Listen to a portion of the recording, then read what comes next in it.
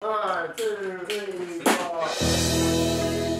Asbury Park Music Foundation is about helping the youth of this community advance forward. We're trying to equip our students with future-ready career paths that will enable them to gain experience at a young age, technology skills and creative storytelling skills. I want kids to be able to know how to communicate in an engaging way that will be relatable to other people. It's also about becoming one community, but we've got the people in different areas of Asbury Park that just need the extra help, and we do that through music. I think the program has helped me. Like, I can express myself freely here. Right now we have about 50 students that we're working with. I can drum and talk to friends. If I wanted to, I could learn a song on the piano and work inside of the virtual world that we're making. Slowly zoom in, pan down, almost like you're operating a drone or something. So the students have so many different challenges. When you're a low-income family, you don't have the same advantages that other people do. We're looking for a change in lives, a long-term path, so that kids get hope, that they feel connected, they build networks with the community, they have that hope and inspiration to move on to bigger, better things. What are you doing? I consider these kids my kids, changing me as a teacher and as an artist myself and even as a person. The Rise Up project took place during Black History Month. When we found out that we received the Impact 100 grant, our first project that we did prior to COVID, it was probably one of the last things that showed at the Paramount Theater. It was about bringing music to bring the community together and raising awareness for Black history.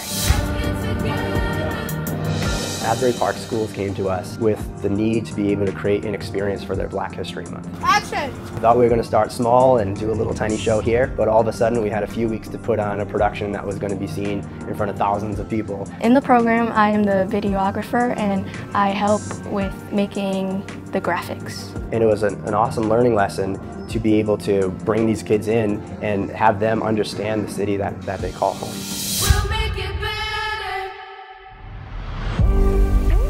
We had applied for the Impact 100 grant the year before, and we didn't make it. It kind of forced us as an organization to kind of rethink, how can we make this better?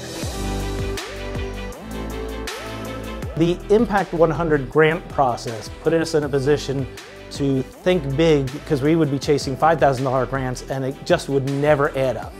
We envisioned a whole new, bigger program. We would have never gotten to even the plan without being inspired to say, think big.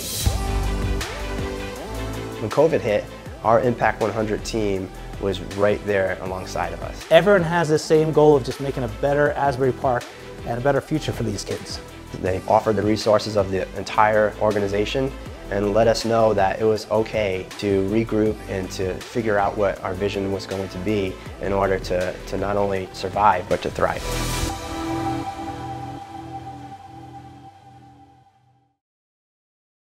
Are you ready? Yep. All right, ready, camera? Ready. All right. My name is Reggie.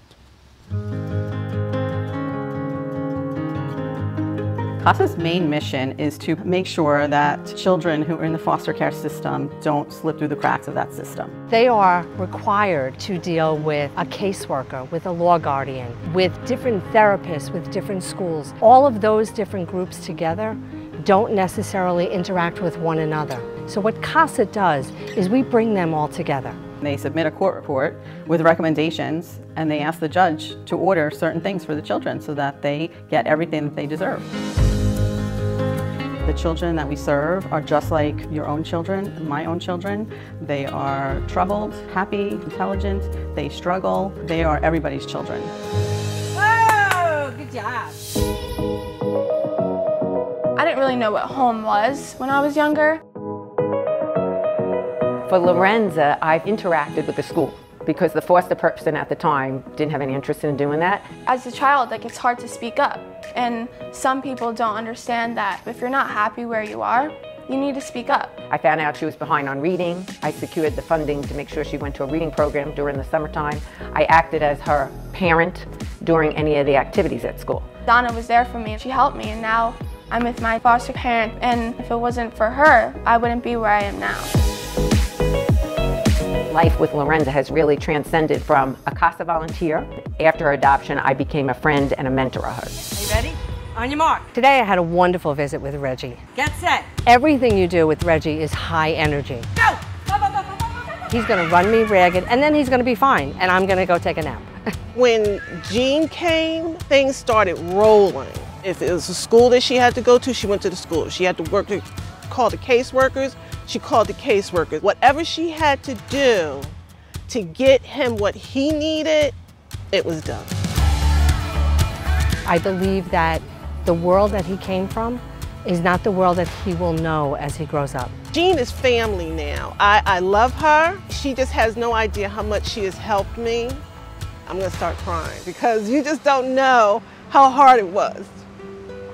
Children inherently love their parents. When they have to lose them, it's heartbreaking. As a CASA volunteer, we have to recognize that and work with the child to help transfer that feeling to their new family. So before the Impact Grant, we would have a waiting list of children that needed a volunteer. Since we've gotten the grant, we've been able to recruit more volunteers, and now we don't have a waiting list. The electricity in the room that evening, and to feel the power of all of those women coming together for a common cause is really amazing. Let me see that smile. Throughout the COVID restrictions, Impact have been so gracious about offering to help us in anything that we need. Impact's just been a wonderful organization to work with, and we really feel like a team. I don't think I would ever leave CASA. As long as I'm able to do it, I will be a CASA volunteer. You think you're only doing it for the kid, but you're doing it for yourself too.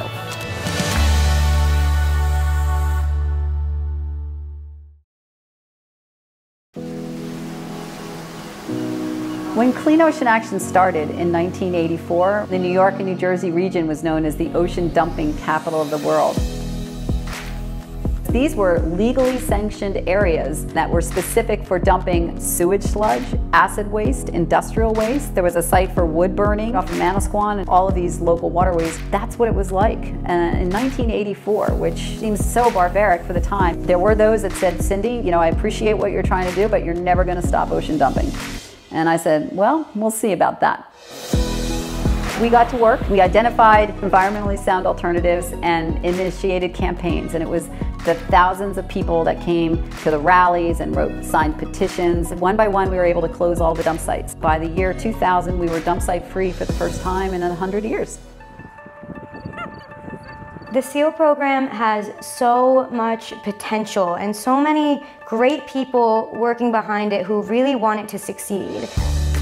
The SEAL program is an acronym for Student Environmental Advocates and Leaders. I look forward to being with people who understand the way I think. Because of COVID, we've had to pivot the SEAL program into the virtual world. We're hoping in the near future that we can get 20 to 40 students even to be part of the SEAL program and getting to see each other face to face. But for now, virtual meetings will have to do. For the purposes of this video, we got together high school students to demonstrate what we ideally hope the program will look like. We have our sampling bottle. I'm going to go ahead and put it right in here. Kids often feel powerless. They see so many things wrong and they don't feel they have the power to change the world, but they actually do. This program is a foundation to empower students to take control of their fears, their worries, their anxieties about the condition of the environment. We just want to expose them to nature, and this way they can really see where their passion lies. It really reinforces why we're doing what we're doing. And that's what the SEAL program is going to do for students. We're going to give them the tools to make change. One of the very, very cool things about the ocean is that you can step off here and go anywhere in the world, because really there's only one ocean and they're all connected, as are all of we. When we got this fabulous grant from Impact 100, I was hired as the SEAL program coordinator.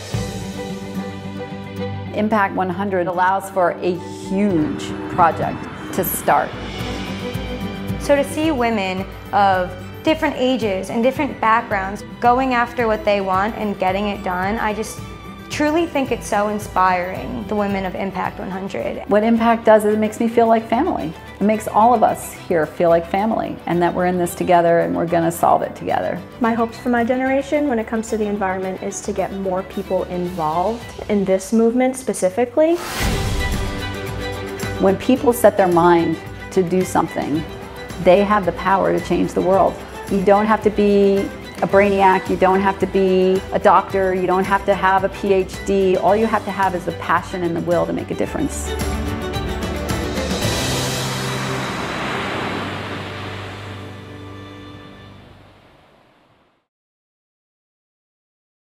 Every town denies that they have a homeless situation. Keansburg is a very forgotten town. You have some people that are truly homeless and they never want a home. That's much different than people being in transition where they're between homes. The biggest misconception about homeless people is that they're lazy and they don't care. This can happen to anybody, everything can go away. I was in the hospital for almost 3 months. I was living with my sister at the time and she couldn't handle the rent and the bills. So we actually went homeless, we lived in the car. I worked 3 jobs. I get off at 10 o'clock at night, I sit in a car and the seat reclines and that's where I sleep. When you're washing your hair in McDonald's parking lot behind a car door while your sister makes sure no one comes, it's not easy. There's things about being on the street that I will never, ever get over. Let us pray. The Lord be with you. The Lord be with you. St. Mark's is very committed to meeting the needs of each individual. It's recognizing it's not one size fits all. The biggest benefit for people that come here, it's a safe place. And then you find out what they really need. The needs of our community are quite extensive and vary. Food is our main focus, but they also need community. They need a place where they can feel safe, they can feel welcomed, they can feel loved. They have put in a lot of effort to make sure everybody in town is fed and cared for. They're just wonderful people. In addition to food, we have access to drug addiction, mental health counseling, some affordable housing alliance. We have a partnership with them, and that's what we do, is we try to love each person where they are, non-judgmentally. We had a woman who, she's a young parent, she was having problems with her son's father, and she had to go to court. And she was like, I'm terrified, I'm scared. And Reverend Rose and I just said, we'll go to court with you. It's not to speak, not to fight for you, not to step in front of you, to stand beside you. Almost all of our volunteers have been in that spot. They know how to navigate the system. Being here helped me to see, it's okay, these people care, these people listen. We eventually started talking about bringing Roseanne on as staff.